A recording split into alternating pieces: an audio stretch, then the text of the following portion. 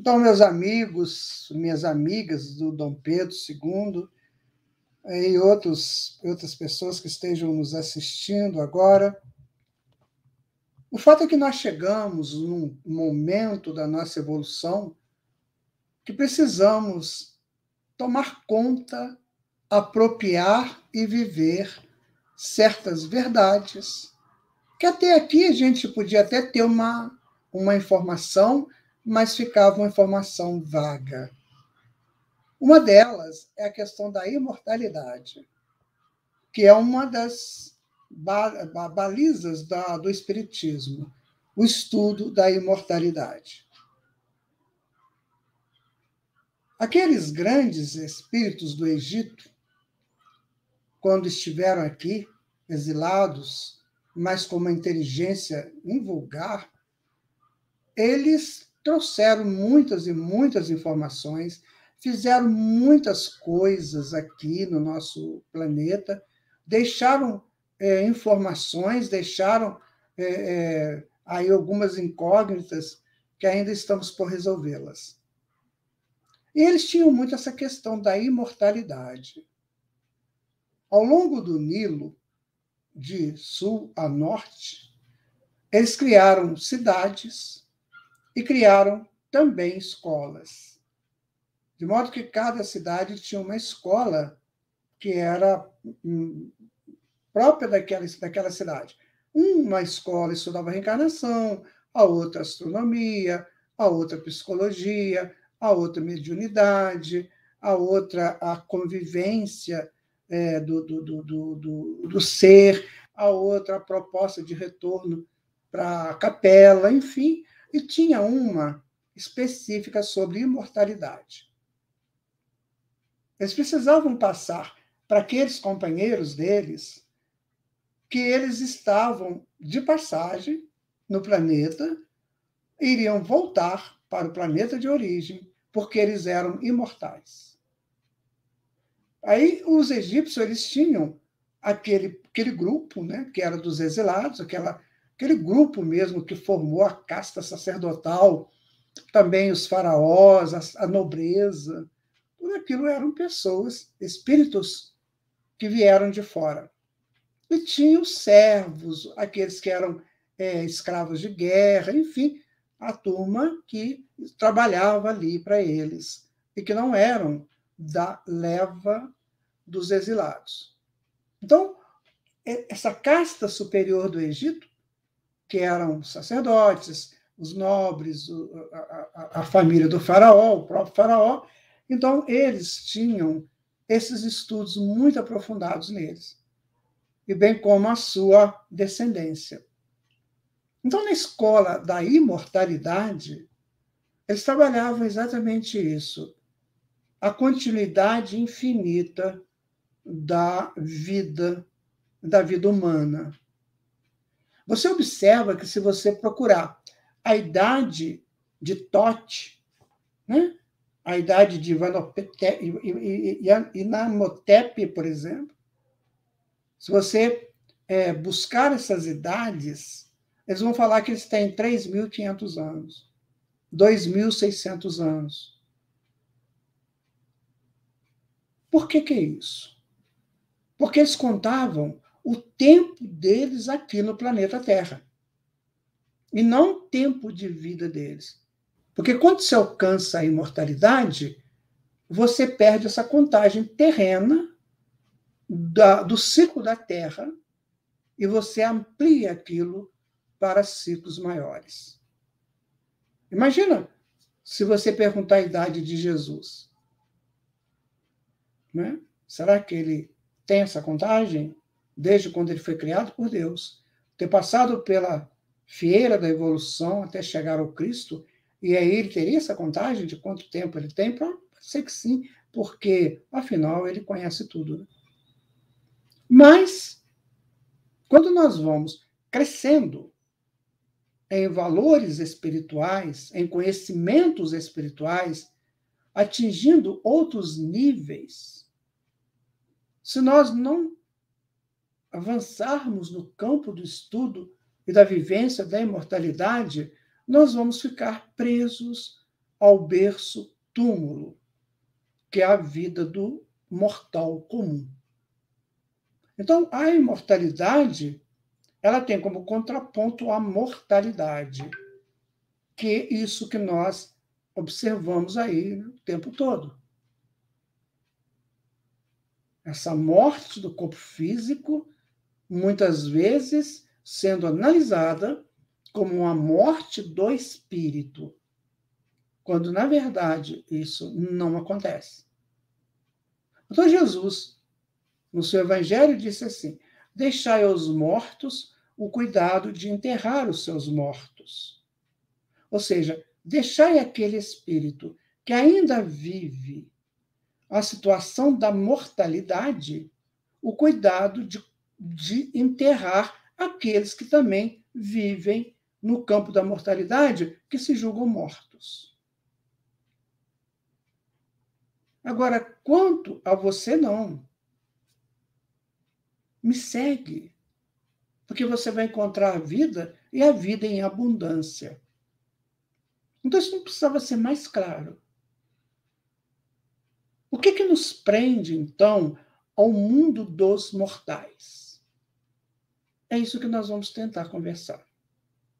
O que nos prende ao mundo dos mortais são os nossos arquivos atávicos.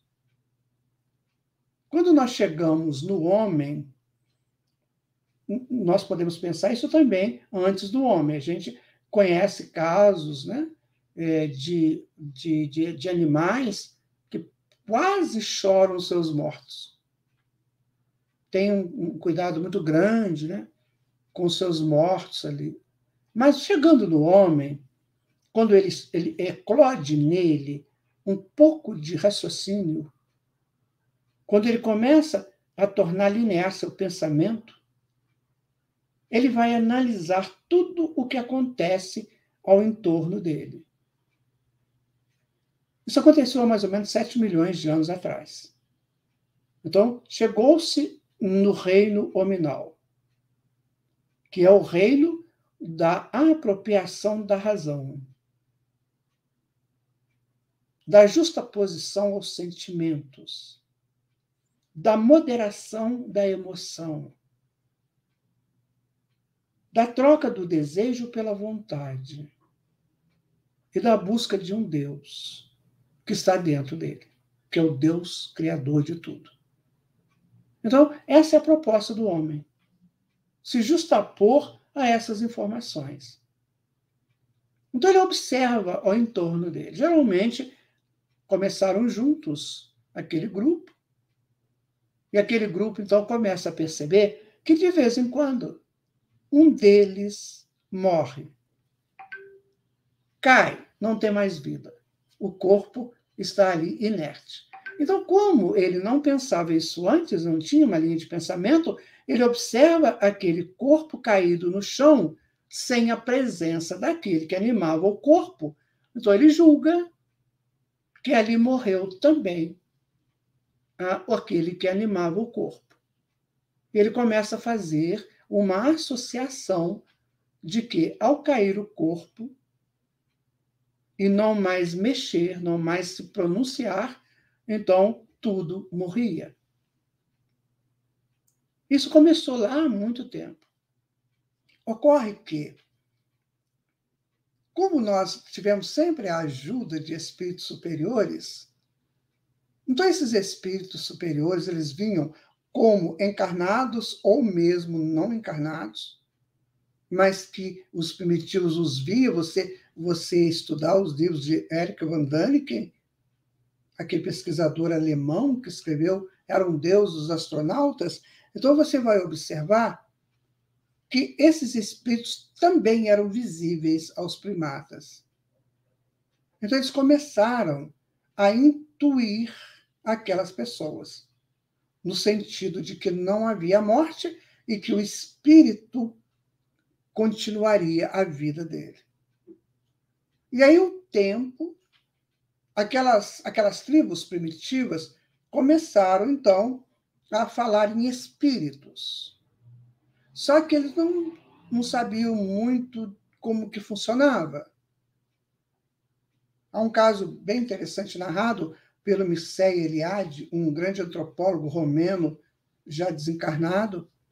Ele diz o seguinte, que as meninas, que a mulher não sabia que ela ficava grávida após uma relação com um homem. Ela achava que não tinha nada a ver uma coisa com a outra. E a gravidez surgia dela, espontaneamente nela.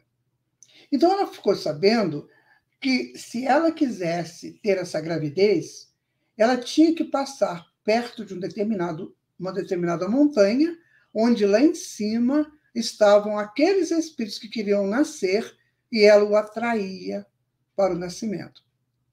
Ora, então ela buscava o espírito. Ela começava a trabalhar já essa questão do espírito. Então, daquele momento inicial de caiu, morreu, acabou, agora não. Agora nós já sabemos que tem espíritos que precisam nascer. E aquelas jovens, né, elas iam lá atrair aquele espírito para elas, para que nascesse por elas. Então já houve um avanço. Já se penetrava um pouco no campo espiritual. Mais tarde, com a evolução natural, isso demorava, isso não é questão de um ano para o outro, é questão de 100 mil anos ou mais. Né? Então, eles começaram a perceber o seguinte, que toda vez que acontecia um problema na tribo, a culpa era de um espírito, e não deles. Então, se acontecesse uma doença em alguém, se acontecesse uma morte, um desencarne, sempre tinha um culpado. Esse culpado era um espírito. Diferente da tribo, dos habitantes da tribo. Esse espírito podia estar encarnado ou desencarnado. Então, avançaram um pouquinho mais. Os espíritos atuam na relação humana, na relação tribal. E aí, depois, eles descobriram o seguinte, que esse espírito, ele, na verdade, não morre quando ele cai. Ele vai para um lugar chamado Geena, que é um lugar de apuração, de depuração, porque depois ele tinha que voltar. Então já começavam a estudar a reencarnação. E uma das coisas bem interessantes que os levou a estudar a reencarnação foi a observação do ciclo lunar. Nova, crescente, cheia, minguante, some. Nova, crescente. Então, eles começaram a entender que o mesmo ciclo da Lua era o ciclo do homem, que nascia, crescia, tornava adulto, envelhecia e morria para depois nascer de novo. Então, eles começaram a cultuar isso. Ocorre, contudo, que o rito fúnebre se torna, então, o rito de gratidão àquele que foi, aquele que deixou o corpo, homenagem àquele que deixou o corpo, reconhecimento. Então, o rito fúnebre se torna algo de muita importância daquelas pessoas, das tribos. Então, eles começaram a cultuar a morte através desses ritos de gratificação, esses ritos de homenagem, de reconhecimento. Então, assim foi. E o tempo foi passando. Só que aquela ideia primitiva, original do rito de agradecimento, de reconhecimento, foi se transformando.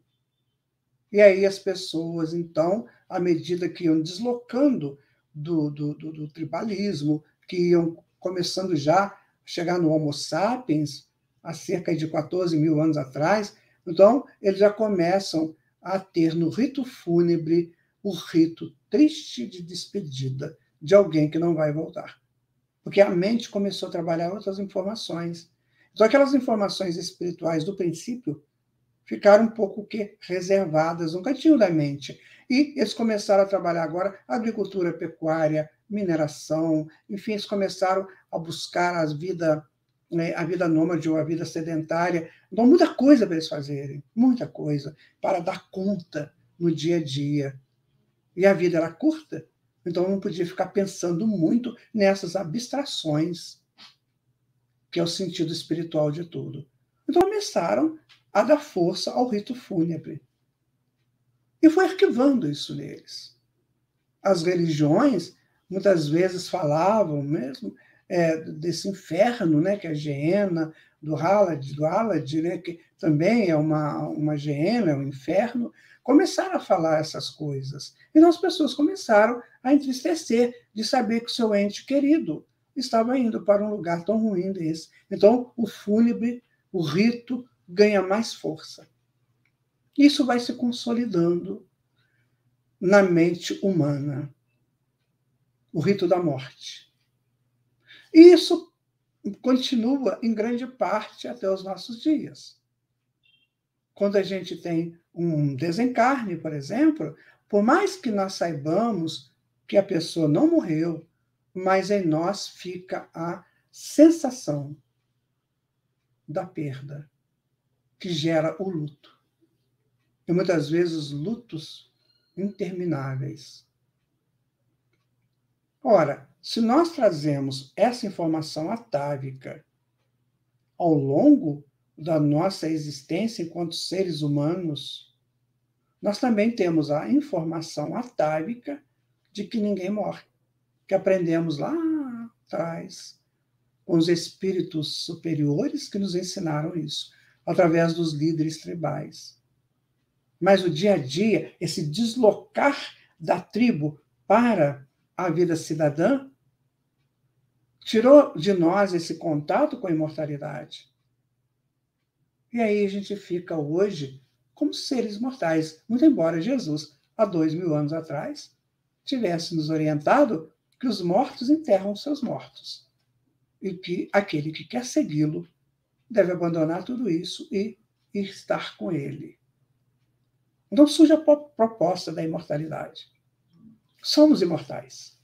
Não tenhamos a menor dúvida disso. Segundo alguns cientistas hoje postulam, e principalmente através da física quântica, né? Se uma criatura desaparecesse, a frequência que ela emite descontrolaria a frequência do universo. E o universo poderia entrar em colapso. Olha sério. Lembra daquela história do efeito borboleta? Que uma borboleta batendo asas lá no Japão, ela pode interferir na natureza aqui no Brasil? Então imagina que uma frequência humana, para se chegar ao homem, muitas coisas foram vividas, muitas coisas arquivadas, gerando um campo frequencial muito grande. Agora imagina esse campo frequencial acaba de uma hora para outra. Então o universo que já apropriou dessa frequência do seu morador, então ele pode entrar em colapso. Então não tem morte. Tem a imortalidade. E aí, a partir desse entendimento, e quem sabe dessa apropriação definitiva disso, nós temos que fazer alguns movimentos que sejam satisfatórios a nós e ao meio. Então, como eu vou viver a imortalidade? De que maneira eu a aproprio para mim? Será que eu ainda vou acreditar e viver a imortalidade agora e não daqui a pouco, quando um ente querido meu desencarna? Será que eu já consigo entender isso sem nenhuma dificuldade? De não ficar naquela penúria por achar que eu vou morrer também um dia? E o que vai ser de mim? Isso é válido para quem nunca estudou a doutrina espírita. O André Luiz e outros mentores, eles nos informam categoricamente: você vai viver no mundo espiritual aquilo que você quiser viver. O mundo espiritual será para você na mesma intensidade ou maior daquilo que você viveu enquanto encarnado. Quando nós desencarnamos, perdemos essa roupagem física, que, na verdade, ela é uma roupagem de proteção há muitas frequências que nos circundam. Quando eu deixo essa roupagem, eu estarei livre para vibrar com mais intensidade naquilo que eu me proponho ser. Então, se eu sou um espírito com uma proposta boa, com objetivos superiores, então eu vou vibrar com maior intensidade e estarei mais próximo daqueles que pensam igual a mim, que agem da maneira que eu estou agindo. E caso contrário, se eu ainda estou ligado nas coisas negativas, aos vícios, às falácias infelizes, aos enganos que costumo apropriar e não abrir mão deles, então eu vou chegar no mundo espiritual na mesma frequência. Então a imortalidade está na razão direta da vontade de cada um em vivê-la e de como vivê-la. Não há que temer o que vai acontecer comigo. Eu já sei o que vai acontecer comigo. Por aquilo que eu sou, por aquilo que eu penso, por aquilo que eu manifesto no dia a dia, na minha vida de relação. Se eu chegar no mundo espiritual levando rancor, mágoa, ódio, não perdão, inveja,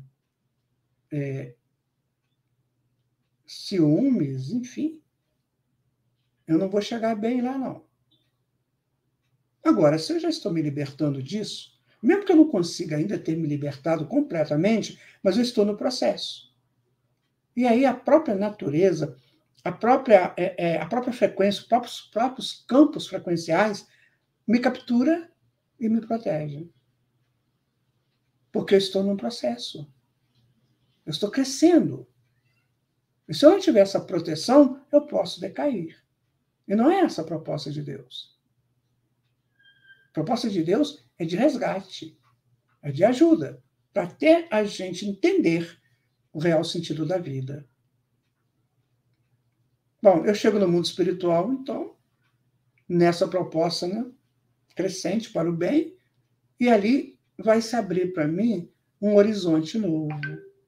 Coisas que eu nem imagino que acontecem, que são verdadeiras, começam a surgir para mim. O que vai acontecer? Eu vou expandir a centelha que sou. Então, a minha centelha, ou eu centelha, tem uma visão numa angulação, digamos, de 5%. Dali a pouco eu já estou com 6%, com 7%. E assim eu vou expandindo o meu campo de visão espiritual. E quanto mais eu expando esse campo, mais eu entendo de imortalidade. Mas eu vejo que não é possível morrer, que não é válido morrer. Porque, afinal, há quanto tempo estamos vivendo? André Luiz nos fala que da ameba até o homem da caverna, 1 bilhão e 500 milhões de anos que eu vivi, que você viveu. 1 bilhão e 500 milhões de anos. O que nós fizemos nesse tempo? Saímos da ameba para chegar no homem. Saímos de uma célula para trilhões de células no nosso corpo. Governávamos uma célula única e agora governamos trilhões. Então, houve um avanço imenso nesse 1 bilhão e 500 milhões de anos. Como a vida é prazerosa, só não é se eu não quiser. Então, nós vivemos de prazeres em prazeres nesse período, vibrando, agradecendo sempre, mesmo que instintivamente, a Deus por ter nos criado. Depois chegamos no homem, que é uma outra experiência, mas complementar àquela anterior. Aí vivemos momentos extremamente magníficos. Você não sabe o que foi a descoberta do fogo. Mudou radicalmente a vida das pessoas, em todos os sentidos. Principalmente na modificação estrutural biológica, porque até então eu comia coisas cruas e agora eu como coisas cozidas. E isso muda a minha estrutura biológica Então, o fogo foi uma grande descoberta. Mais tarde, eu descobriria uma outra coisa, também tamanha importância, que foi a roda, que facilitava o transporte que eu fazia nas costas ou no lombo do animal. Agora eu faço isso com mais facilidade. Eu descobri o minério. Eu descobri que se eu tirasse o minério do seio da mãe terra, levasse a um forno numa temperatura tal, eu adiantava o trabalho da mãe terra em produzir daquele minério um outro minério que naturalmente chegaria a ser, mas ia demorar. Então eu sou parceiro da mãe terra. E eu agradeço a mãe terra por isso. Eu dou ritos, crio ritos à mãe terra por isso. E depois também eu descobri que lá do céu caíam pedras. Eram pedras divinas. Eu pegava aquela pedra e transformava aquela pedra num talismã em alguma coisa de muito valor. Se você estudar a história dos ferreiros antigos, você vai chorar de emoção. Que coisa bonita que era o rito do ferreiro pedindo licença à Mãe Terra para retirar o minério para dar tratamento a ele. Eles acreditavam que todo minério viraria ouro. Então, eles tentavam ajudar a Mãe Terra a produzir aquele ouro com mais rapidez. E quanta coisa a gente foi descobrindo e foi vivendo, foi experienciando, quantos momentos de encontros amorosos, pessoas amigas, pessoas dos nossos grandes afetos, que construímos famílias com essas pessoas e que tivemos os avanços intelectuais, do conhecimento, as revelações nos chegaram, mas também chegou para nós a proposta da pesquisa. Então nós vivemos tudo isso. E vamos jogar isso fora? Porque agora eu vou morrer? 7 milhões de anos depois de eu ter vivido tudo isso, nessa encarnação eu vou morrer. Não tem justiça nisso. Não tem lógica nisso. Porque eu não posso pensar na minha vida apenas nessa encarnação.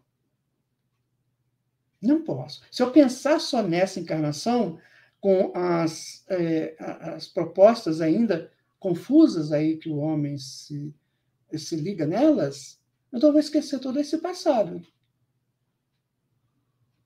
Ou então me justifica. Por que eu beneficio do fogo se eu não criei o fogo? Se eu não participei da criação do fogo, da descoberta do fogo, da descoberta da roda? Por que eu entro no meu automóvel tão confortável, né, e deslizo nesses asfaltos da vida aí, se eu não participei daquele momento de estudar como se fazia uma roda?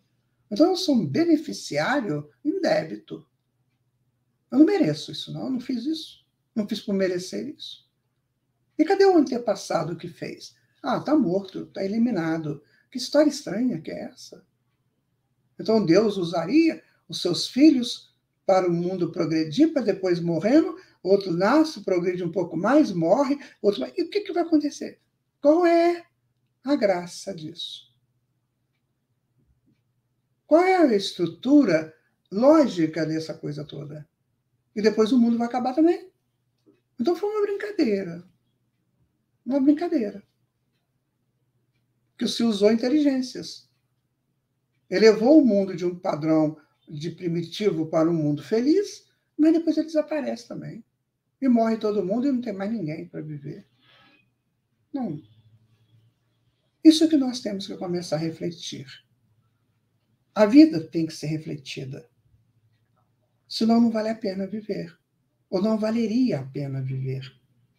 Como a vida tem que ser refletida e existem caminhos para essas reflexões, a vida ganha outro sentido.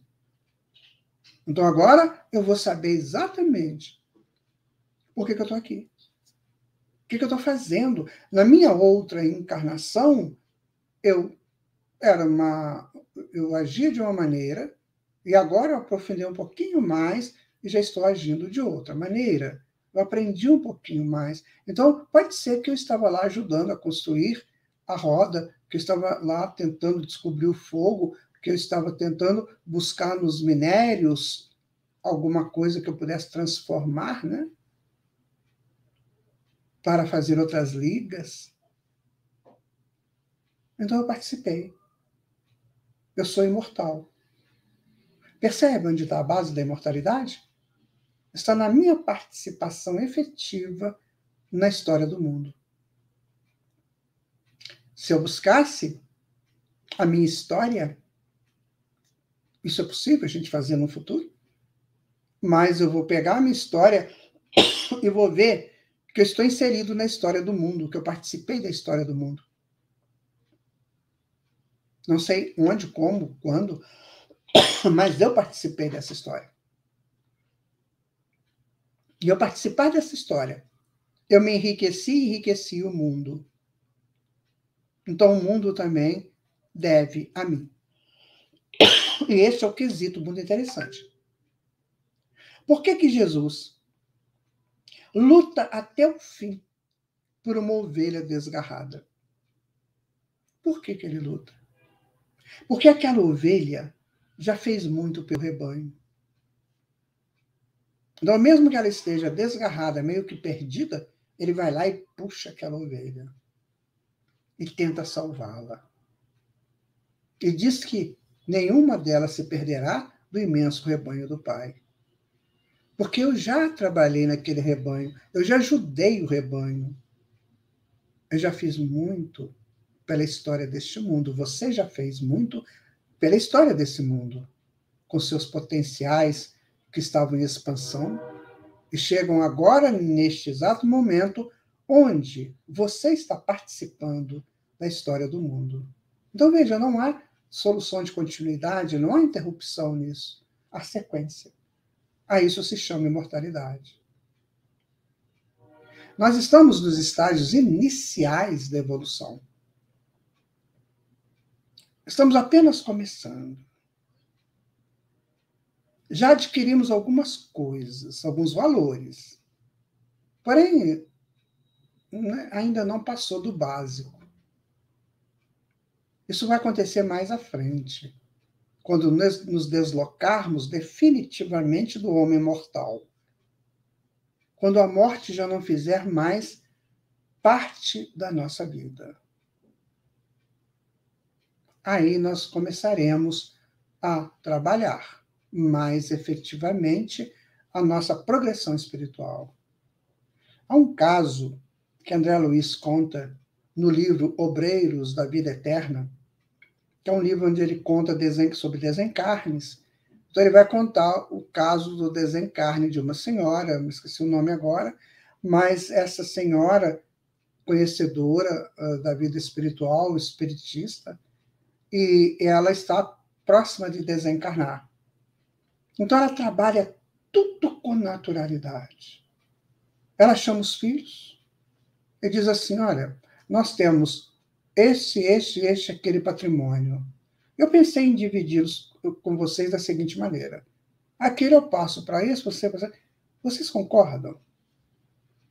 E os filhos, com naturalidade, porque também entendiam da imortalidade.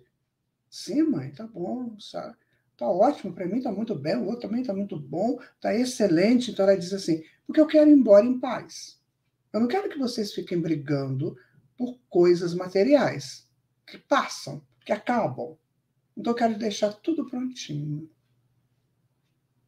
Tudo certinho. Porque na hora que eu for embora, na hora que eu deixar esse corpo, vocês estão liberados para viver aquilo que vocês precisam, aquilo que vocês merecem. E continuem acreditando em mim enquanto um ser imortal.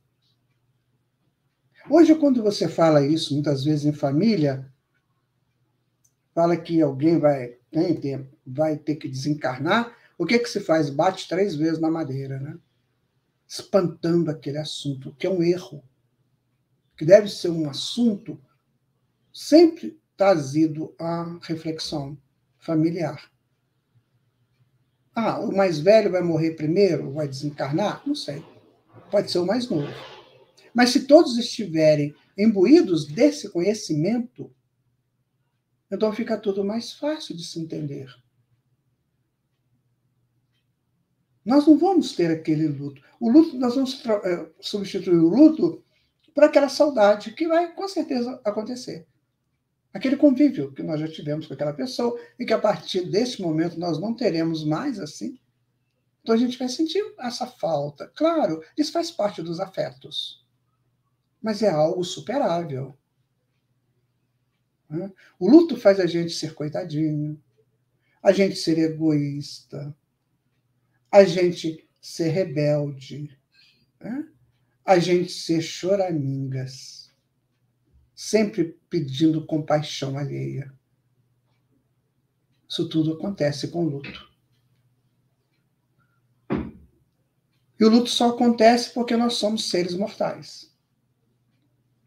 Vai sentir uma saudade, faz, isso é natural, isso faz parte do sentimento humano.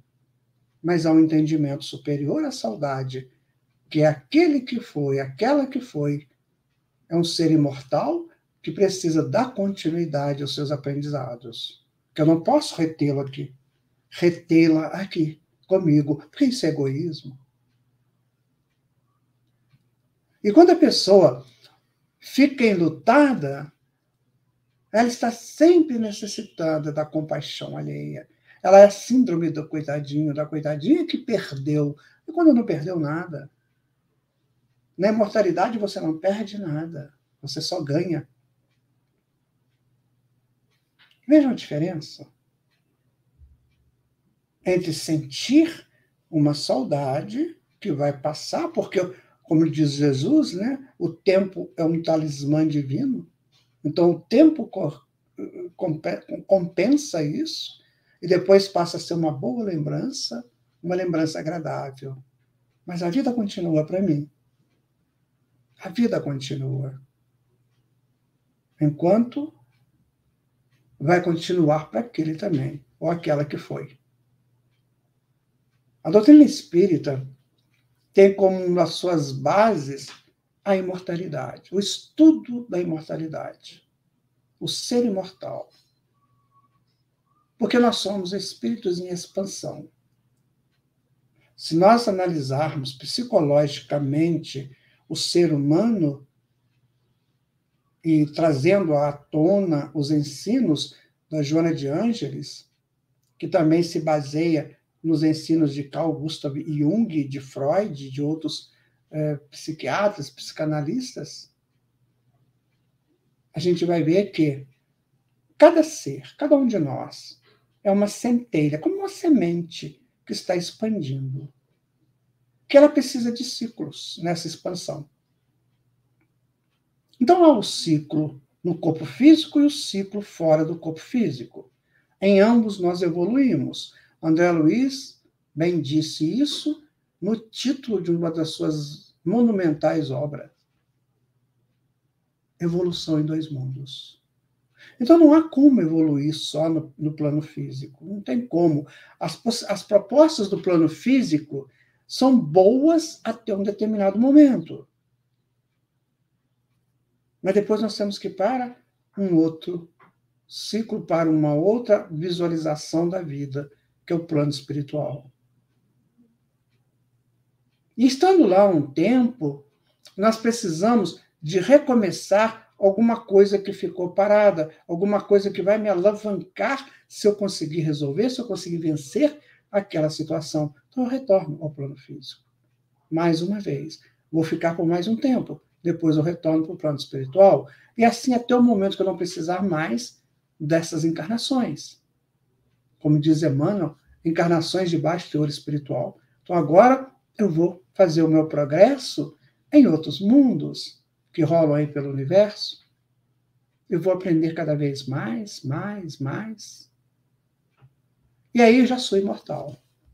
Eu já entendi que sou imortal. Porque a mortalidade, ela só acontece no tempo. Quando você vive ciclos temporais. Aí você tem a mortalidade, ou seja, a modificação da estrutura de vida, de encarnado para desencarnado. Quando você sai do espaço-tempo, você entra no eterno presente. Aí a imortalidade é plena. é o que nós vamos chegar um dia. Então, o culto à mortalidade, ao fúnebre, precisa ser superado por todas as pessoas, por todos os seres que estão vivendo neste mundo, porque este mundo está modificando a sua estrutura.